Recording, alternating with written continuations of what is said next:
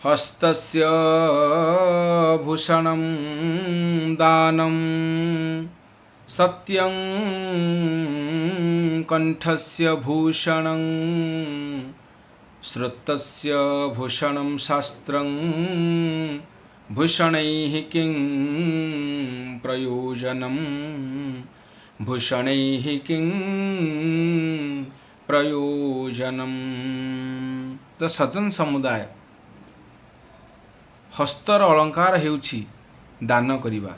हस्तस्य भूषणं दानम नीति श्लोकाकार माने कुहंती, पंडित माने कुहंती जे से हाथ ही शोभा पाए बा हातर प्रकृष्ट भूषण हेउछि श्रेष्ठ भूषण हेउछि वास्तव अलंकार हेउछि दान दबा।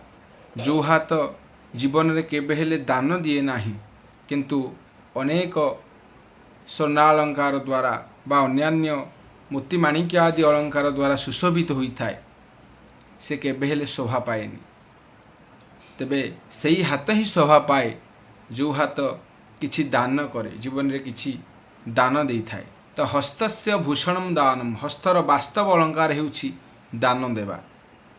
सी भली भावरे सत्यम कंठस्य भूषणम कंठर प्रकृत अलंकार होउछि सत्य कथा कहिबा।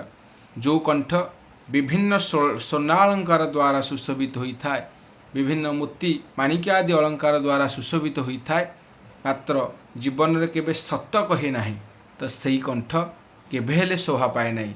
चाहतु जेते अलंकार द्वारा से सुशोभित होता ना कहीं सत्य बिना केबे हेले कंठ शोभा पाए नाही। अतएव कंठस्य भूषणं सत्यम बा सत्यम कंठस्य भूषणम श्रुतस्य भूषणं शास्त्रम।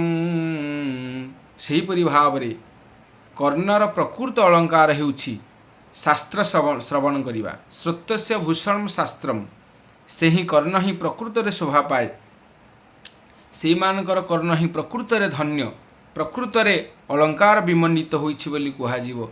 जो मानकर कर्ण भगवानकर सही अमृतमयी कथा को दिव्य कथा को सबुले श्रवण करुथिबो।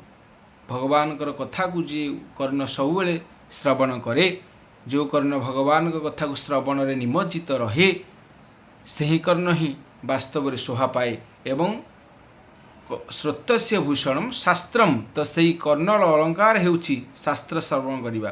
तो पंडित माने कुहंती जदि हस्तर वास्तव अलंकार हेला दान करिबा से भाव में कंठर वास्तव अलंकार हेला सत्य कथा कहिबा एवं कर्णर मध्य वास्तव अलंकार हेउछि शास्त्र श्रवण करिबा ताले अन्य अलंकार रे कोन बा प्रयोजन अछि आपण माने चिंतन करंतु। यहा ही हेउछि हमर प्रकृत अलंकार।